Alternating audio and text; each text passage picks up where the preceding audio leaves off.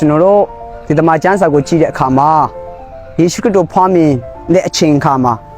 ပထမဆုံးလာဖူးမျိုးကြတဲ့အရှိဘီယာမာကုပညာ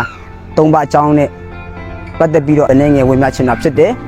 ဆိုတော့ကျွန်တော်တို့ယေရှုခရစ်တော်ဖွားမြင်တဲ့အချိန်မှာဒီအရှိဘီကမာကုပညာရှိ၃ပါးကလာပြီးတော့သူတို့ပစ္စည်းနော်ပူဇော်တက်ကယူခရစ်တော်အတွက်ယူဆောင်လာခဲ့ကြတာပဲဖြစ်ပါတယ်ဆိုတော့အဲ့ဒီပူဇော်တက်က၃မျိုးတော့ကျွန်တော်တို့လောဘန်တို့မူရန်တို့ရှီဆိုပြီးကျွန်တော်တို့တွေ့ရမှာဖြစ်ပါတယ်ဆိုတော့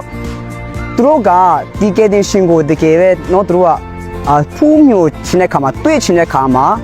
အဝေးကနေသူတို့လာချင်းတဲ့ဖြစ်ပါတယ်သူတို့ပေးဆက်ချင်းကိုကျွန်တော်ဒီမှာတွေ့ရမှာဖြစ်ပါတယ်ဆိုတော့ဒီကသူတို့ပါတဲ့ပစ္စည်းတဲ့သူတို့ကဖျားကိုတွေ့ချင်းတဲ့ဖူးမျိုးချင်းတဲ့ဆန္ဒကြောင့်အဝေးကနေလေ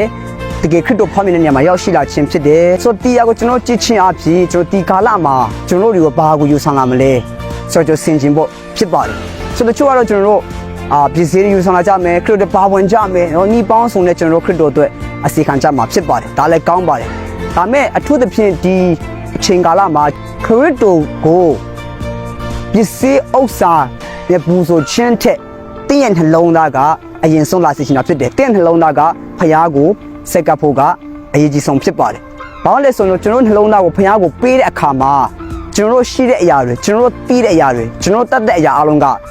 ထိုဖခင်အတွက်ကျွန်တော်အသုံးပြုတတ်လာမှာဖြစ်ပါတယ်ဖခင်ကိုကျွန်တော်တို့မပေးတဲ့၍ကျွန်တော်ရဲ့ဖြစ်ချင်းအလုံးကျွန်တော်ရဲ့ဖြစ်တည်ခြင်းကျွန်တော်မှာရှိတဲ့အရာအလုံးကိုကျွန်တော်ဖခင်အတွက်တင်ဒီကို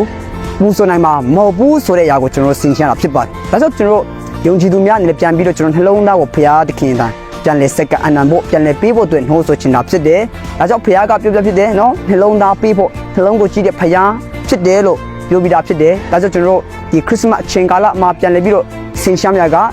တင်းရဲ့နှလုံးသားတကယ်ခရစ်တော်အတွက်ပေးရပြီလားဆိုရကိုဝေမျှရင်းနဲ့ညီကုန်းချစ်ချင်တာဖြစ်ပါတယ်အရောက်ချင်းစတိုင်းဖခင်သခင်ဆက်လက်၍အသစ်တော်ရမယ်ကိုဆက်လက်ဖွင့်ပြပါစေလို့